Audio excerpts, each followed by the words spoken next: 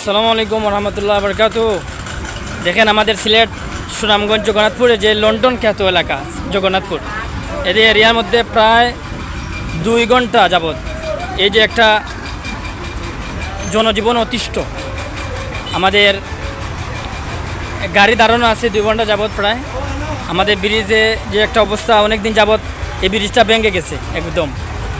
তো আমাদের দেখার মতো কেউ নাই, না আমাদের জুলাই 24-এ গণঅভ্যুত্থানের পরে আমাদের না পাই সুনামগঞ্জ সিলেটের না একজন সমন্বয়ক পাইছি আমরা, না একজন ভালো উপদেষ্টা পাইছি।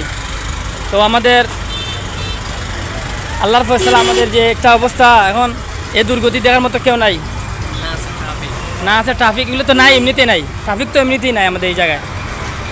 তো আমাদের সরকারের দৃষ্টি আকর্ষণ করছি যে আমরা যে এই যে ভোগান্তি আমরা আছি, ইনশাল্লাহ আগামীতে